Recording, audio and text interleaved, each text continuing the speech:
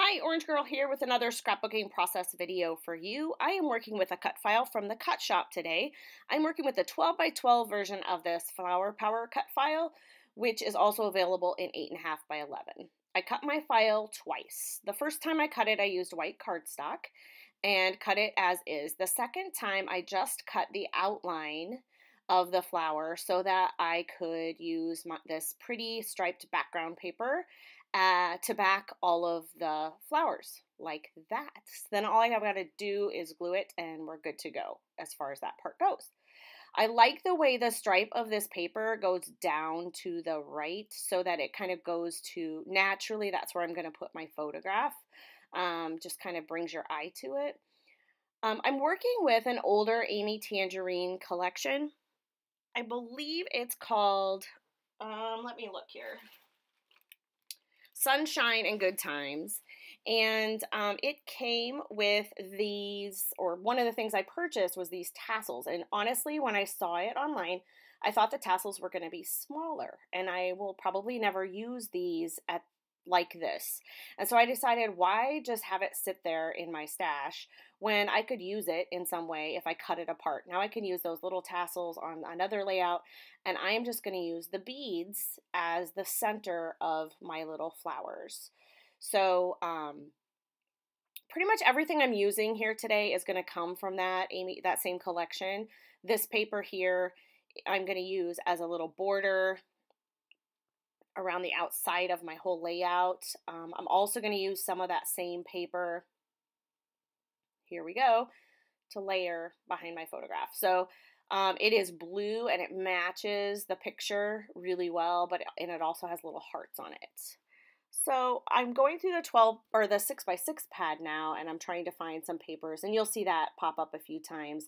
I end up using a couple different things from that. So the idea of putting the little beads in the center of each of those flowers did not occur to me. Like, the only thing I had planned out was that I wanted to use that blue paper and that striped paper and this cut file and the picture, of course. Everything else, it just kind of came to me. Like, I was looking for some different embellishments, and I knew I needed something kind of small, and I found the tassels, and I was like, well, I can't really use those because they're too big, but I could use these beads. And so that's kind of how that came to be. Right there in front of the camera is how that came to be. So anyway, so I put the beads aside, and now I'm using my fine liner glue bottle. It comes empty. The one that I use has the yellow top. They're different sized depending on the color of the top. So the color of the top defines or tells you what size they are. So if you're going to do the same thing, you'll want to get the yellow one. If you're going to use the same glue, which I use the Scotch Quick Dry glue. I got both of these things, I think, on Amazon. But a lot of people ask me, I always get questions about what kind of glue I'm using, and that's what I'm using. It's perfect to back cut files because typically the cut files, if you're going to back them, have smaller real estate. You can't just easily glue using liquid glue or whatever. So this works really well because it's such a small fine liner applicator. So that works nicely.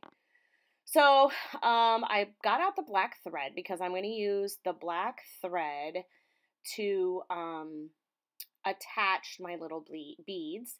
And while I was doing that, something fell off my desk, and it was that little piece of black paper that's also in that same collection, that black and white paper. One of the things I really like, if you follow my channel, you'll probably notice that I do a lot of things with, I might use a primarily neutral or black and white background and then add pops of color. Another thing that I like to do is have a lot of color and then add pops of black. And so that's kind of what I'm going to do with this layout. So I'm having a struggle here, but then this one works. So what I end up doing is just basically making 2 holes, putting my string or my needle through the first hole, then the little bead, and then go down the second hole, and then I'm just using some washi tape to attach the back. I didn't even tie it or anything. It's going to get glued, and so it's really, it'll work. Not a problem, not worried about it. So I decided that I might want to put a little bit of mixed media on my white background here, just around where the photograph is. And so I'm using some Distress Oxide, and it's called Peacock Feathers, maybe? Peacock Feathers, yeah. It's Distress Oxide. And then I'm using this Vibes Shimmers paint spray, and it is called Junie Bee Blue. It's one of my favorites, and they go really well together. And I just used that to do some splatters. And then after I put that back over the cut file back over the top of it, I was like, oh, maybe a little bit more. So then I got out this kind of pink color, which is called Picked Raspberry. And I decided maybe I would do that. And so then for splatters, I start out actually with Pretty in Pink splatters and realize it's just far too light. That's what this one is. And so I end up putting that away, and I end up using a Colorings Shimmers product called Pink Stilettos. So I,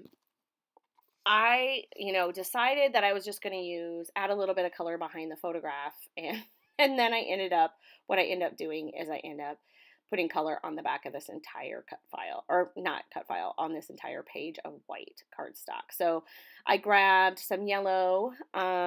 This is a Colorings Shimmers product called No Yoking, and I just kind of go back and forth between using the packaging technique and just spraying directly onto my background with the spray, and then using the nozzle here to go ahead and add some splatters.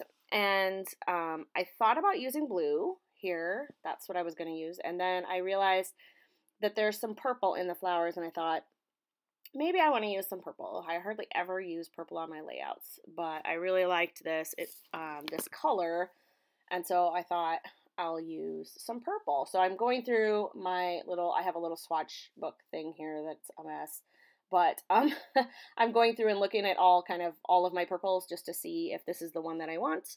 And I decide that it is. It's a Colorings Shimmers product called Perked Up Purple. So once again, I'm going to use a little bit of the packaging technique. And because I didn't think I was going to use this much mixed media, I was thinking I was only going to use more dry, like an ink, rather than actual liquid paint. I didn't put any gesso down. Usually I put gesso down because it helps me be able to move the paint across the page a little bit more and have a little bit more control before it soaks in. And I didn't do that, but it ends up working out okay. Now you're looking at this and going, that is a hot mess. And it is, but then as soon as you put the cut file over it, it doesn't look so bad. But I realize I really need to go clear out to the edge, and so I go and get my protective sheet here, and so I don't get it all over my desk. And I'm going to add more yellow. I think I end up adding more purple, more yellow, more of the peacock color, and more of that raspberry color as well. So I just kind of go back and forth between spraying, using the nozzle to add some splatters, and then that happens. I don't know if I just had it tipped too much or what, but emergency resolved, not a big deal. It's going to be messy anyway, and it's mostly behind a cut file, so it's not that big a deal. So I end up going back in, I think maybe even add a little bit more off camera so that I can get around the edges, or maybe I do it here. I can't remember if the camera was running or not, but I felt like it just really needed to go to the edge or a little bit closer to the edge. So once I get that finished, then I'm going to off camera sew it on down to the blue background paper, and that's the way it looks after it dried. I'm coming back later in the day, and I sewed it down, added a little kind of zigzag stitch in a couple spots, and it's a little warped, but it ends up working. I put some heavy things on it, and it ends up working out. So I know I'm going to want these 3 pieces of layers behind my photo, and I will add a few more layers as we go, but I went ahead and just stapled those together. By stapling, it allows me to be able to move them a little bit more. But it also adds the staple adds a little bit of more depth to it, because then it's like, I don't know how to describe it, but it sticks up a little bit more because of that, and it just makes a difference. So I don't always use a stapler, but it also saves me some glue because then I don't have to use all that glue to glue them together. So next, what I'm doing here is adding some tissue paper like I usually do. I'm going to rough up that tissue paper a little bit. It looks like I'm roughing up the picture, the photo, but I'm not really. I'm just on the tissue paper. I'm roughing it up a little bit with my scissors like that, and a little bit with my distress tool. I'm also going to distress all of the these right here, these layers, just distress them. See, I wouldn't be able to do that if I glued it together, but I can kind of move things around a little bit easier. Pardon me, that was my phone. Okay, so the next thing here, let's see. So once I have that, I need to decide on some more embellishments, because remember, I think maybe I said this already, or maybe I haven't, that one of my problems was when I purchased this collection, I didn't get the ephemera pack because it was sold out when I went to buy it from the store. And so I don't have a lot of things that I can add. Now, that said, I use so much mixed media and the big cut file, I don't really need all that much. So I found a couple of pattern papers, and one had flowers on it. And then this one has butterflies, and I thought I'm going to use butterflies. So I went ahead and I cut out a whole bunch. You can see them over there on the left. And then I went ahead and found some more paper to add some more layers to behind my photo. So that yellow paper has little white hearts on it. It's really pretty. Or no, not hearts, ampersands on it. And then in the 6x6 pad, I found this Obsessed, and that matches my story really well, which I will share with you in just a moment. And then I thought about using my punch to punch some circles out. I cut out this little strip to add, and then when I was doing that right there, I was like, oh, I just got a brand new bunch of flair from a Flair for Buttons in the mail, and so I'm going to find some flair in there that'll work on this layout. So I kind of set that aside and went ahead and moved on to the next thing for me. So I'm going to, I think, glue some of this stuff to itself. So a lot of times as I'm working, I'm going to add the title. So my title is going to be Hey Guys. And so I had it ready to put out on here, and then I end up not using these alphas, but I end up using the same title. It says Hey Guys, and it matches my journaling here that I'll show you in just a second as well. So I'm going to glue all these layers to themselves so that I can move that back and forth off the page as needed as I'm working on embellishments, and not have to worry about placing it each time, if that makes sense. So off camera, I went through my flair, and I found 4 pieces of flair that are contenders, and I'm just going to kind of check them out and see which ones I like best. I'm going to place these butterflies first because that is helpful to kind of decide where I'm going to put my flair. Originally I was thinking that I was going to put it down there by the word obsessed, and that is where I end up putting it. Just kind of do a little cluster over there. And then my butterflies are kind of going up and off the page. And then of course I have to add some tangled thread in various locations. So I have some blue thread, some pink thread, some kind of hot pink thread, and some yellow thread that I end up using. Some behind this right here. And then in the yellow area, I put some yellow, and in the pink area, I put some pink. Just adds another little bit of texture. It also feeds my addiction because I am pretty much addicted to using thread. So there's almost never a layout without it. So it just kind of adds to the messy look, especially when I'm using mixed media. I like to do that. And it goes really well underneath a cut file like that. I like it.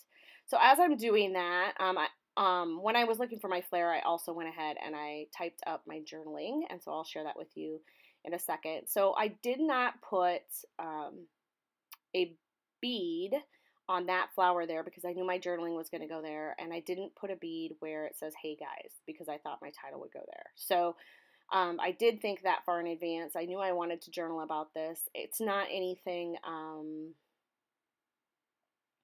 dramatic, but it is a story that I want to remember, and I want her to remember as she looks at this when she is older.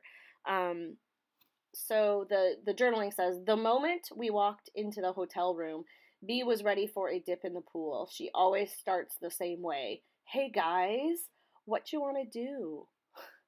And I'll tell more of the story probably on another layout because I have enough of these photographs, and every time we go to a hotel she does the exact same thing. And it's always like, so what do you want to do? Because she wants us to say, I don't know, what do you want to do? So that she can say, I want to go swimming, because she is completely obsessed. Oh, one of the things that I did, I think off camera, is I went ahead and I added some foam adhesive to the back of this cut file so that it would stand up just a little bit off the background. And I should have glued it down right then because I knew it wasn't going to change the placement, but I didn't. So then I had to take all my butterflies off and put all of them back on again. So anyway, actually, I think I glued a few down before I did that, but still. All right, so now I'm going to glue down my journaling. And so this photo was taken. We went away.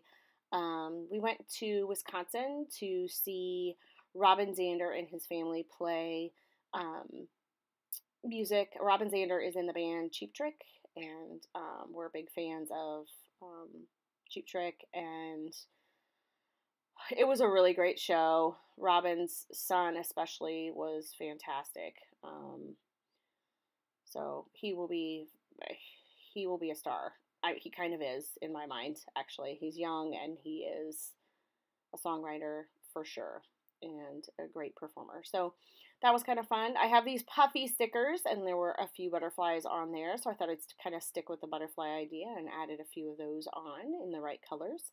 Then I'm going to add some enamel dots, and all the while I'm going, okay, so I really haven't added very many pops of black and white. And I'm also thinking as I'm putting these on about, I like the title, but I don't like the alphas that I'm using. And I couldn't decide. I went back and forth and could not decide what really it needed, but what it needed to be was bigger. So what's going to happen here in a minute once I get these all placed is I'm going to go upstairs and I'm going to go to bed.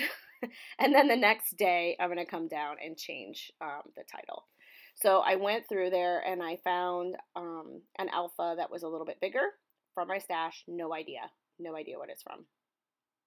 And then I pulled some Tim Holtz black phrase stickers off, and they all have something to do with fly. So one says, don't forget to fly. One says, use your wings. And another says, with brave wings, she flies. And I just add those three and I leave the rest. And then it still needed a little bit more black. So that same alpha had some dots on it. And I went ahead and added those. It's a chipboard alpha. And so these are chipboard. And so I do end up, I think off camera, I glue them down a little bit better. And I add the date off camera as well. But that is about it. I'm sorry this was a little bit longer video because it was a process for sure because of all the mixed media and all of that. So there's the final project, and here are a few close-ups coming up. Thank you so much for stopping by. I love doing these videos. I hope you love watching them. I hope you become inspired to go use a cut file, to use some mixed media, to do some fussy cutting. Thanks a lot, and I'll see you in the next video.